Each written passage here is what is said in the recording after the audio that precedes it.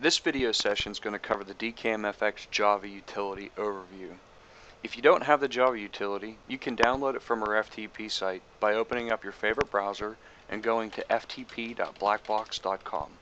Once on our FTP site, navigate through the folders through Connectivity, scroll down to Serve Switch, then to SS Firmware, then to DKM, then to Software, and then into the DKM Java Management Utility directory. You'll see that there are multiple versions. These versions are specific to the firmware versions that they were released with.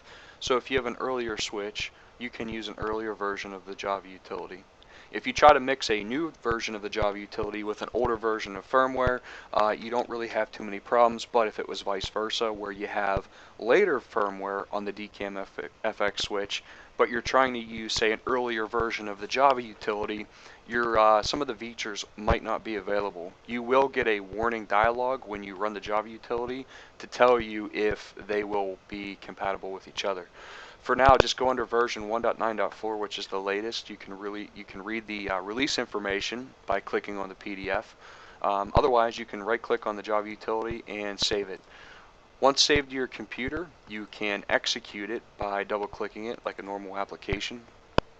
If at this time you're running into a situation where you do not have the Java runtime environment installed, you'll need to go to the Java website and have that environment installed on your laptop or computer.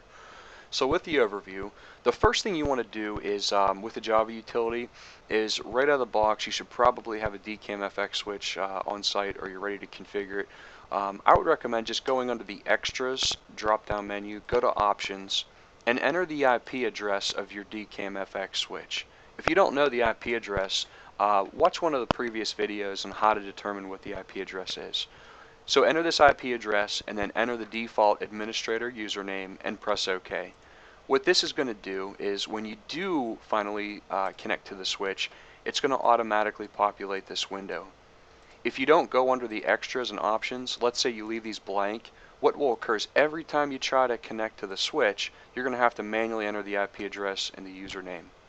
So for right now, you can connect to the switch using the IP address and your login credentials by either going to Matrix and Connect or by clicking on the green connection icon. So I'm going to log in. Default username is admin, default password is admin. And the first page you're going to be looking at is the matrix view. The matrix view is going to give you an overview of what your system's doing, what's connected, what's not connected, and how the switch looks. Right now I don't have any transmitters or receivers connected to it, so of course I'm not going to see any icons. On this first page, during configuration or during any update, I like to activate the automatic reload function. What this is going to do is, let's say if I plug in a transmitter right now into port 27, I can literally sit here for a few seconds, and the next thing you know, port 27 will be illuminated with an icon saying it has been updated. Otherwise, if this is not updated, it's not checked, you'll have to manually press the refresh button to get the latest information from your switch. So I always like to do the automatic reload. If you want to show port numbers for fixed ports, you can activate that function there by clicking on the checkbox. Other than that, you're just going to see some like a little legend down here telling you what each device is doing and what each device is per the port. The next view, we can go to Matrix Firmware, is going to give us a little bit about the switch, a little bit of information about the firmware of the switch. You can't upgrade it on this page. This is where you'd go to Update Matrix Firmware. But if you just need a quick view of what's going on with your switch, that's the tab you want to go to. You'll see that the serial number here is showing on this page. Also, you can get the serial number by going under License Management. This is the same number as the serial number of your DKMFX switch, and you would use this serial number if you'd like to place an order for one of the license codes. So if you'd like to use the API license, you would call Blackbox, give us that serial backplane number, and we can generate a license key for you to activate that feature upon the purchase of that license. Going back to Matrix Firmware and Extender Firmware, this is just an overview, a summarization of what firmware versions are in fact installed on the switch and on your transmitters and receivers. Through this, the EXT is standing for extension devices, which covers both transmitters and receivers. The transmitters are also known as CPU devices, And the receivers are also known as CON devices. That would just be CPU for computer, CON for console. Moving along, if you have the license installed for the Java control, which would be ACX-JAV, you'd be able to switch any receiver to any transmitter under the control pane. Moving along to firmware, you can update the firmware for your matrix or your extension units by going to the correct link, going to the bottom right, click on Browse, and browse to the DKMFX firmware file. For the switch upgrade, you're going to be looking for a file called .tfw. Find it, select it, press OK. And at this point, if you see the checkboxes over here that are activated, it's telling you that the firmware you just selected is later than the firmware that's on the switch. At this point, you can press the update and it will go through the updating of your switch. I would highly recommend creating a backup file of your configuration if you have a configured switch with many transmitters, receivers, and users on it. At this time, before you upgrade, go to File, Save As, and save your configuration to your computer. Otherwise, it's going to inform you during this update, before you perform the update, to save your configuration. Under extender firmware, you can do the same thing. Click on Browse, and instead of looking for a .tfw file, look for a .efw file for extender. Select it, and since I don't have any transmitters or receivers connected to the switch, I am not seeing any current version or update version. So you'll see that once the devices are connected. Under Activate Configuration, you can have up to 9 different configurations on the DKMFX switch. Most end users will only be using one, but let's just say, for instance, you have a company and that company has 2 shifts, and both shifts have different managers and different users. Instead of putting everything into one, what I can do is I can say the first configuration would be for shift 1 and the second configuration would be for shift 2. Each configuration would have a different IP address. If that administrator wants to change it, it could also have different usernames. So once configured, when the new manager comes in, they can go to this page, click on their configuration, and activate it. After the switch restarts, they will now have their end users be able to log into the system and have their own access rights. The next option is license management. This is a pretty straightforward page. It tells you what licenses are installed on your switch. It also will give you the option to add another license to your switch. Under assignment, we have virtual CPUs and virtual CON devices. On this page, we can create a virtual device, assign it access rights and settings, and then transpose that one configured virtual device onto many physical devices. Some users, they don't use this. It's not a requirement to use this. It just could make installation and configuration much easier in special applications. But for the most part, you're just going to be configuring transmitters and receivers under the definition window, which we'll get to in a little bit. The next one is system. Under system data, this is going to be your general information on the switch. At this point, a lot of this information is grayed out. In order to change the configuration through the Java utility, you'll need to enable the online configuration mode. To do this, go to Matrix and activate online configuration mode, or click on the blue gear to activate the online configuration mode. You'll see now I can actually go in and change some of these settings and apply them. So for now, I'm not going to change any of these settings. This is a basic overview of your switch. There's a second tab here called Automatic ID. Now what the Automatic ID does is when you connect a new extender device, also known as a transmitter or receiver, when you physically plug it into your KVM switch, it's going to assign it an ID number. All the transmitters are going to start off with an ID number of 1000. All of the receiver devices are going to start off with an ID of 3000. This ID is used generally for identification of echoing output to the RS-232 device, or the RS-232 port to the serial device, or you would use these IDs to switch via the API, whether it's RS-232 or over the network. So for instance, with Automatic ID, if I add the first transmitter, it's going to show up as an ID of 1000. If I plug in a second transmitter, it's going to show up with an ID of 1001. If I plug in a receiver, it's going to show up with an ID of 3000. Now, through the RS-232 port, if I have the right API license activated, I can then send a command to change the receiver ID 3000 to a transmitter ID of 1000 or 1001. So this just makes it easier for the API. Moving along to access, this is going to be your basic access window where it's going to show you if you wanted to use the user access control list or force your users to log in.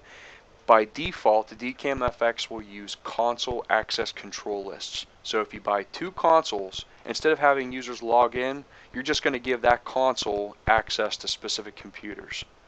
If you don't want that, and if you want to have users to be forced to log in, or you want to have specific computers or targets associated with the user, you'll need to activate the force user login and enable user ACL.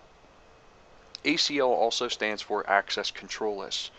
I don't want to do this for now, so I want to just go back to the defaults. And then of course you have your other options for auto logout time and OSD timeout. Moving along to switch, you'll see the first option here, enable video sharing. It's pretty important if you want to have share mode activated on your KVM or your DKM FX. So if you have more than one user interfacing to the same transmitter, make sure you have this checked. There's also other options for release time. Release time is the time that it takes for one user to stop using the keyboard to when the next user can actually claim keyboard and mouse control. So if you have two users on the same computer, you can have them, let's just say we set it for 5 seconds. What will occur is if the first user is active, the second user cannot use their keyboard or mouse for at least 5 seconds after the first user stops activating his mouse and keyboard controls. I'm going to leave this set to 0 for now. Moving along to network, this is pretty straightforward with the network configuration, so I won't spend too much time here. Date and time is the same way.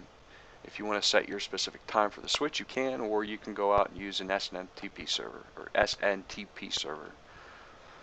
Under definition, extender units. Extender units is a grouping of transmitters and receivers, or CPUs and cons. So this is going to show all the devices that are connected. They'll tell you what signals they support, and there's a name up here. I would recommend going under CPU devices and con devices and changing the name at those areas for the users. So under CPU devices, when I add a new device, I can go to New, create a real CPU. I'm going to give it a name of Transmitter 1. I'm going to apply it. And if I plug in a transmitter card, you're going to see a pop-up here, or it's going to generate a ID and serial number of the transmitter that you plugged in. You can click on it here and assign it to the Transmitter 1 name.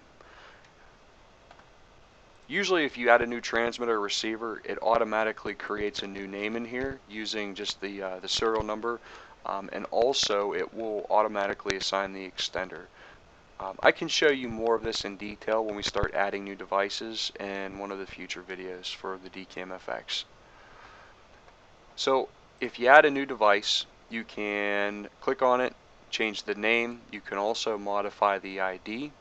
If you're doing multi-head devices, you'll see that for every CPU you have up to 8 spots where you can assign physical transmitters to. So you'll see that right now the serial number of 101.86701 is something that's already assigned to computer 2. Computer 2 is going to show up in the on-screen display for any user who has access to it. With this being said, let's say I wanted to make computer 2 a dual head computer instead of a single head computer. Well, the second transmitter would be showing up in this window, and if I click on it and use the arrow over, it will now assign it to spot 2. So when you activate, when a user connects to computer 2, he's going to be switching the first transmitter and the second transmitter. You can see you can have up to 8 transmitters linked to this. In this 8 container group, you can do up to 8 video heads. If we go to con devices, also known as receivers, you can configure the receiver name here, an ID at this location, and also whether or not you're going to use user access control list or force a user to log in. Right now I want to disable this because I don't need that. I'm only assigning, actually every receiver has full access to every device. But when you add a new device, you want to change the name, and under extender assignment, make sure you assign it in an extender. If you have a whole bunch of detail or a whole bunch of ghost devices over here, what makes it nice is it will tell you the port that it's connected to on the switch. So usually it's the only device, if you're doing this one by one, it's the only device that has a real port number other than 0. This is showing 0 because the device is disconnected. So once you assign it, you can go under CPU access control and you can give it access rights. So with this new device, you can use the letters F for full access, V for video access, and N for no access. So for this KVM tray console receiver, I can say for transmitter 1 I want view mode only, but for laptop 1 and computer 1 I want full access. Press apply and you can move on. Under favorites, the favorites are going to show you what the user can use on that console to switch to these specific targets. You could support up to 16 favorites, and when I mention favorites, when I reference favorites, what I'm talking about as a user that is on one of the receivers, they can use their keyboard hotkeys, shift, the port number, and then enter. That's actually going to be a left shift.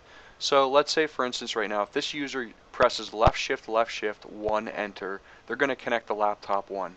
If they press shift, 2, enter, they're going to connect the computer 2. At this point, if I want them to use shift, 6, enter, they can connect to, say, transmitter 1. I can do that by using the plus and minus buttons. So now, when that user presses left shift, 6, enter, they're going to go to transmitter 1. Under macros, macros are nice because you can create like a shift function key with up to 16 different macros. And let's just say, for example, if I want to do shift F1, which is activated, I can now say connect video, connect private, disconnect, log out, user, assign, all these great options. For now, I'm just going to say connect. So I could literally connect 2 different user stations to 2 transmitters, whether they're the same or they're not. So I can connect the KVM tray console to transmitter 1, and I can connect the user right to computer 2. If I apply this setting, the user at this console, at the KVM tray console, can press shift F1, and the KVM tray console is now going to connect to the transmitter 1, and the user right is now going to make a connection to computer 2. The last option for users, if you have user access control list enabled, you can create new users here and give them access the same way you did as con devices. Under con devices, you have extender assignment, CPU access control, favorites, and macros. Well, under the user, you'll have CPU access control, favorites, and macros. It works the same way for the users. Once again, if you're going to have users logging in with usernames and passwords, make sure you go under access and enforce user login and enable the user ACL. Also, under con devices, make sure you have every single console activated for allow user ACL and force user login. This is going to allow them to have the correct access rights to their computers. If you are finished configuration, always go to File, Save As, and save the configuration on your computer. This way, if something were to happen with your switch, whether you didn't save it or you didn't activate the configuration, let's say you lost everything, or you bought a new switch, you can take this configuration file that's on your laptop or computer and upload it to your switch and activate it immediately as if nothing ever happened. So when you go to File, Save As, it's going to ask you if you want to open it up for editing. For now, we're just going to say yes.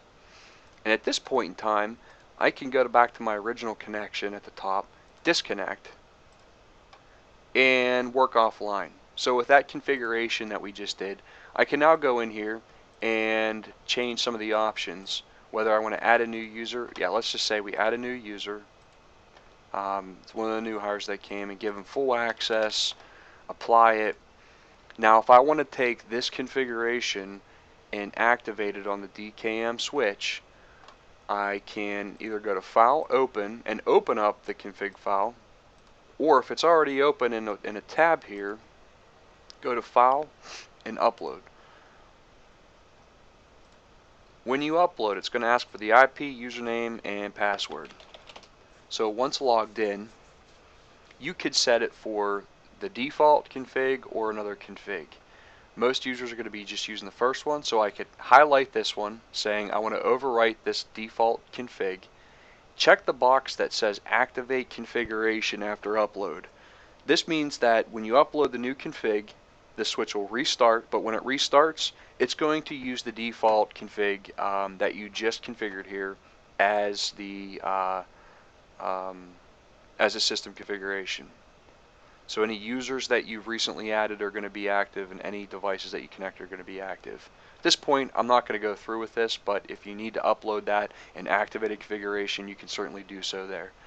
Other than that, when you're connected to the switch, and I'm just going to make a quick connection back here, some of the other options that you'll see here is under Matrix you have System Check, which is nice if you're performing, if you just did an install or added new devices. If you're running into some issues and you're not sure where to go, do a System Check, and it's going to tell you what's going on with the switch. You can also go to Matrix and save status as a zip file, and if you're encountering issues with your DKM FX switch, or you're just looking to get some help, go to this option, save it as a zip file, contact the Black Box technical support, and you can send them the zip file. They can open it up with their Java utility just as if you're sitting there looking at it at the same time. Or not the same time, but they can open it as if you were looking at it, or they can see what you're seeing. You can also do advanced restart. You can go to advanced service, do restart matrix, or perform factory reset. Other than this is just an overview of the Java utility. Later on we're going to get more into adding new devices, new extension units to the system, and configuring from there.